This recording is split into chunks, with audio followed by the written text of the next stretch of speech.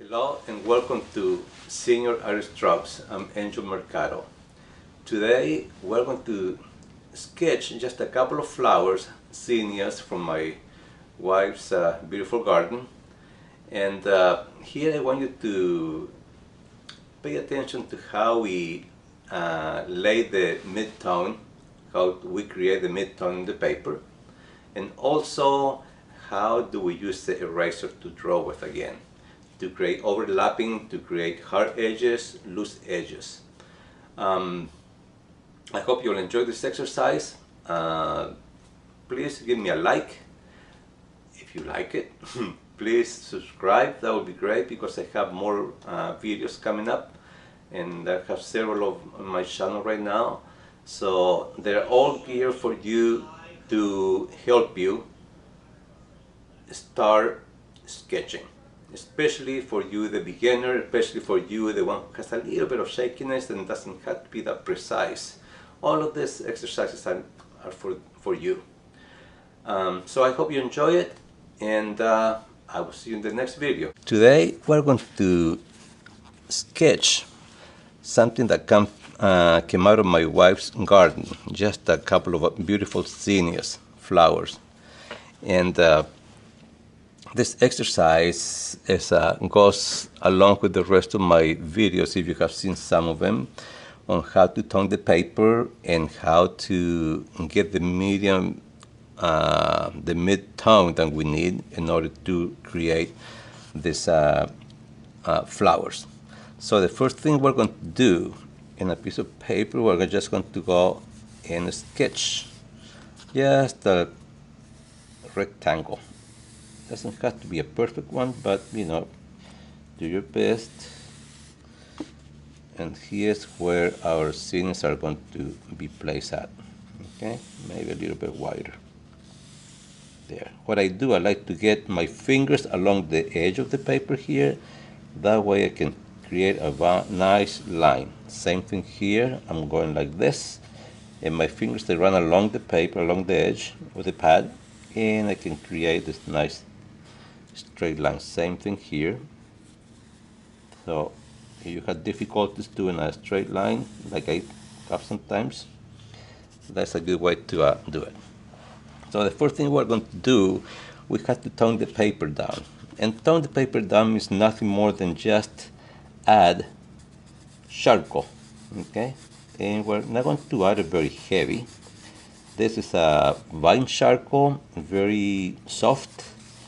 And we're going to do it just quickly, and then I'm using an angle, diagonal lines to do it. But as you can see, I'm just going very in a very organic manner and not following any patterns. I'm just, my only concern right now is just to get the paper, some charcoal in the paper, that's all. So you see how fast we can apply it. Fine charcoal is very soft, so you don't need to go very hard, like, you know, because we can get dark if we want to. But to add the mid-tone to the paper, we don't have to really go that dark. Now, if we feel like it needs to be a little bit darker, we can just go along left to right in the opposite direction if we want to, and apply a little more tone to this paper.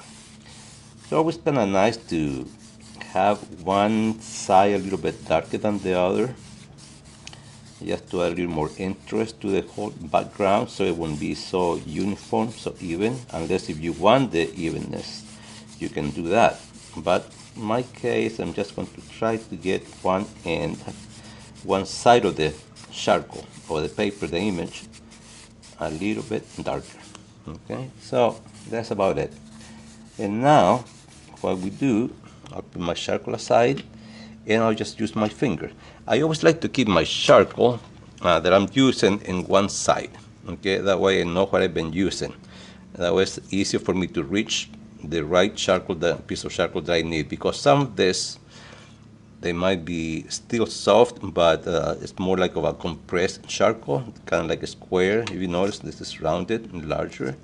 So there are different types of charcoals. You will experiment when you buy charcoals. You just got to experiment and see what's what's going to work for you. So what I'm going to do now, my fingers are dry. Make sure they're dry, and I'm just going to push the charcoal into the tooth of the paper. That way we can get a nice mid-tone and the charcoal becomes more stable, more workable, because right now it's just laying on top of the paper and it's a little bit hard to manipulate when it's like that. Like this, you always have, you see how easy it was just to create the mid-tone of the paper, okay? So what we do now, I'm going to get the same charcoal, okay? And I'm going to see where I want my zinnias, my flowers to be. So as you can see in the picture, I have laid a zinnia kind of like this, or like an oval. You don't have to be perfect. These are flowers. They go in different ways, so there's no need to reach for that solid, perfect oval, okay? And just to give us an idea about where we're going to place these flowers. Okay, from here I'm just going to go like this. From here, maybe from here, this is part of the back of the flower. This is a little more exposed, so it's going to show more, and I'm just going to go across. Okay? As you can see, it's very easy. You can very fast. You can kind of create, the roundness, the shape that you desire of the flower to be. From here, I'm just going to maybe try to create the center of the flower, the lightest part of the flower. This one's going to go about here, okay, like this. And since all of this is in the back, we're going to have this a little bit darker. And of course, we have leaves. I'm just going to get one from, these tend to be a little bit on the pointy side, so long and pointy like that. Long and pointy like this, okay? Nothing too difficult. Usually the leaves, they tend to come together. They spread kind of like evenly from one side to the other. So same thing here, follow the shape of the leaf. And I'm just going to put maybe another one. It's always nice to have an even number instead of even. Okay, so let's see, for the sake of the composition, I'm just going to add maybe one right in here. And this one is kind of like, maybe it's going to be more like in the, since it's way back, it might be under shadow. So very easy sketch, easy to lay out to see where our flowers are going to live. Now, I'm just going to apply this charcoal. These are going to be the petals, okay? And these are going to be under shadow. Some are going to overlap the center of the flower, which is always kind of nice, like this. And we are going to add like the shape of the petal, okay? Same thing here. We're going to go and create the edges of the flower and work with the shape of the petals.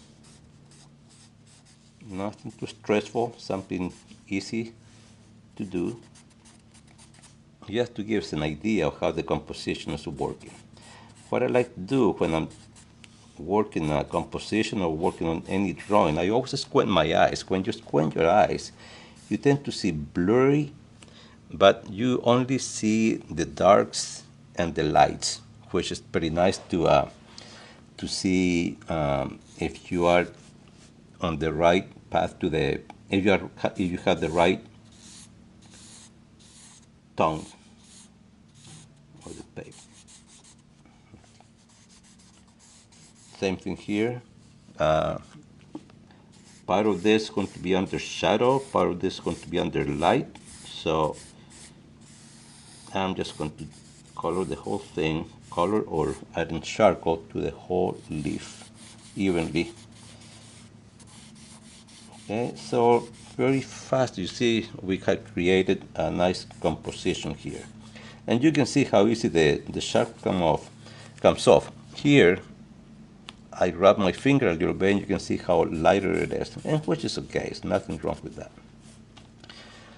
Okay, so now that we have the basic shape idea, let me bring my flower back. Now we're going to squint our eyes and see where we need to go darker. Okay, so all of this area here should be darker than the background. The flowers, they're going to be darker. That way we can create some kind of contrast and we'll be able to see them better when we lay the following darks and lights. Okay, so that to me is good enough. Now what I'm going to do, I'm going to get my kneaded eraser. This eraser is just almost like Play-Doh. It just comes,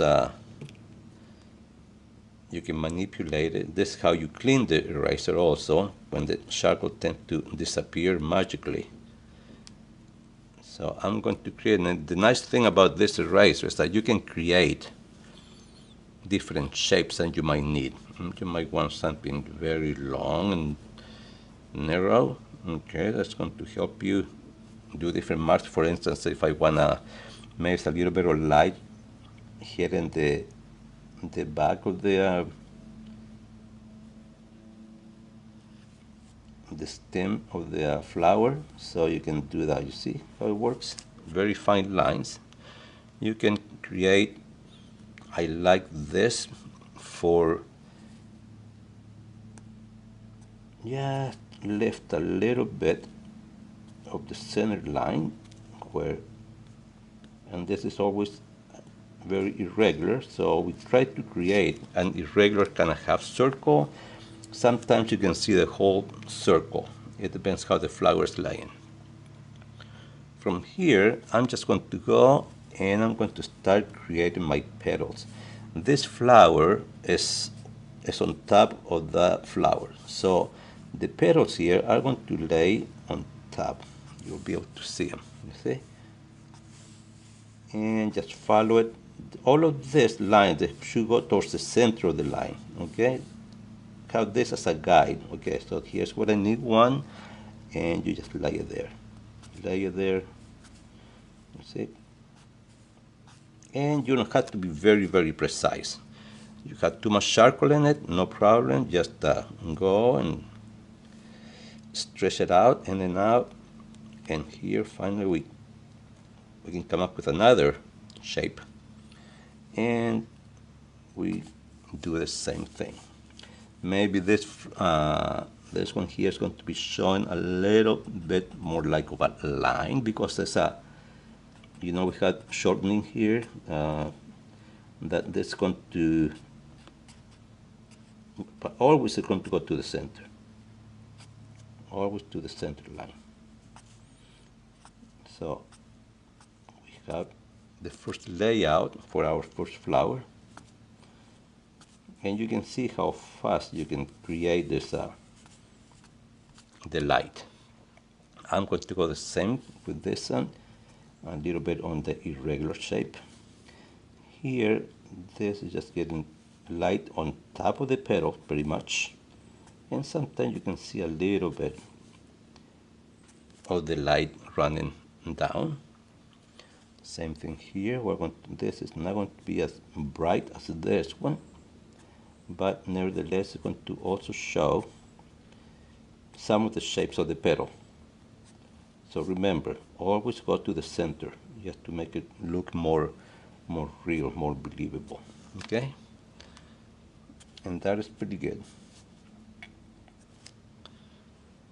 Now the leaves, also the leaves have some kind of, we have shapes, sometimes they're folded, so we're going to see light and shadows in different areas. Maybe this one is going to be getting more light right here at the edge, right there at the edge, like so. Same thing with this one. Maybe this one's going to be the opposite. Maybe this one's going to be getting the light on top of the leaf, and then it's going to be, the rest is going to be under shadow. This one is the same way. Since this is going too far away, we don't want a whole lot of attention there, so we are going to just make a couple of lines so we can see that it's being hit by light. Okay. Once that we have this, we can move on and get another piece of charcoal that is going to create a little darker mark. I always like to have a piece of paper where I like to see what mark this charcoal is doing, whatever piece I'm picking up. This one is dark enough where in the back we are going to go darker. You see, you can tell the difference. Sort of like a cone like, and then this is going to be under shadow, so it's going to be darker, and we lighten it up. A little more pressure right behind here just to create it the darkest, and then as you move away from it, just ease on the pressure. We don't want it very, very dark, but we want to have the indication of where this goes, where it's getting light and where it's not. Same thing here in the leaf. The leaves usually have some kind of little lines like a vein, right? So that's what I'm trying to create, like so. Now, when we look at this looks just as bright as this part. So we want to darken a little bit this petal. And we're just darkening like this. Just following the shape of the flower. Always follow the shape of the flower. Remember, this flower is on top of this one, so we want to make sure we are indicating that by having this overlap.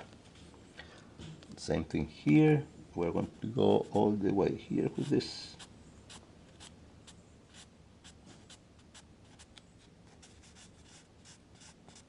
There we go.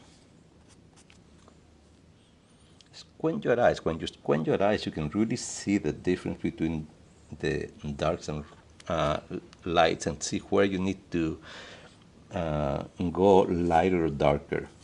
For instance, here I can see that the center part here, it needs to go darker, and also this area needs to be a little bit darker. So I'm just making a series of little short, and just touch and goes there, so we can create the illusion. And there's a petal here, you see, there's a petal here. And what I like to do here, I like to outline, not a lot, but enough to give you the idea that, oh, here's where the petal ends, and here's where it's touching the surface of the whatever it's laying on. Same thing here. We're going to go from here, just outline it, and it has to be sort of like irregular. You make them all even, it's just not going to look right. Same thing here. We have this petal going down here. We have this petal going right here, and we have another petal right there. Just like we did with this around it, we're going to darken this just by touch and goes there. And we have pretty much the darkness that we need to separate this. And here the same way, we're going to go and just follow this line, the same line we made. Here the same. The pressure is very little. I'm not applying a lot of pressure because this is soft charcoal. You have to remember that it's not like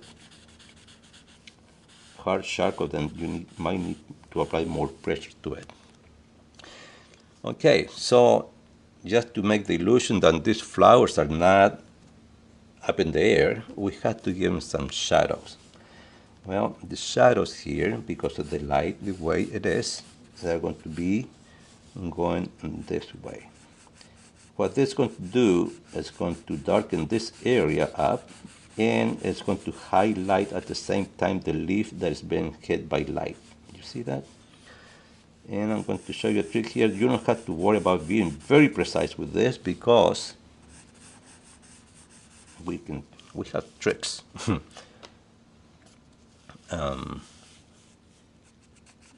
Here we have more shadows going this way.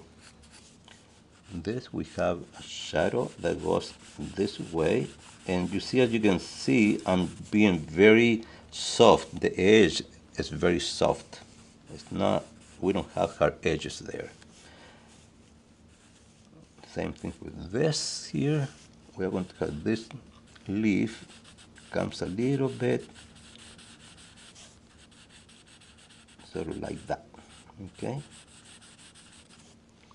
Okay, so now we have this. Now we're going to establish the shape of the leaf a little bit better. This one is going up a little bit, so it's not going to be having a lot of shadows anywhere. So I'm going to outline this, see, a little bit more, and also on the outside lightly. If you notice, I'm not putting a lot of pressure on the outside. Okay, this is what we call kind of like a hard edge and a soft edge. The soft edge is what makes the edge almost disappear in the background. Okay, there. Having done that, I'm going to rub my finger a little bit just to blend this. The blending, to me, what it does is kind of brings everything together. And that's exactly what I'm doing there. Okay, there. So now you just look at your flowers, see where you might want to bring light. I'm going to get my kneaded eraser again. I'm going to cut another little piece. This kneaded eraser works a lot better when it's warm. So just by stretching it back and forth like this, you can see it's very flexible, very rubbery-like. It's kind of like fun to do this, really. And at the same time, you're cleaning it, and now we're going to create the shape that we want in order to do the marking that we need. Right here,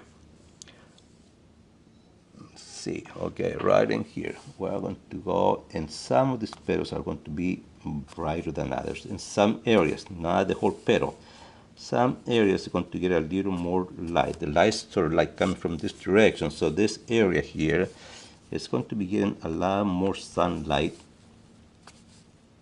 or light period than others.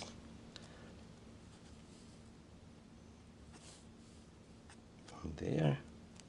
And here we're going to do the same thing in some areas, not the whole petal, just in some areas. Since it's coming like this can sort of like fold there a little bit. So just on top, we're going to have a little bit of light. And this petal here, they are more like little lines. Okay, so I'm just going to draw like that, like same thing here. Just a little bit of light reflecting there. Very subtle. Here I want to show you a few examples of how I work when I work from photographs. I never sketch straight from the photograph. I always try to take several photographs if that's what I need to do in order to compose something. When you sketch straight from the photograph, chances are it's going to end up looking tight and like a photograph. It's not going to be loose and more artistic the way it should be, more expressive. So I'm going to show you a few shots here on how I take my reference photos, and I'm going to show you how to come up with my final composition.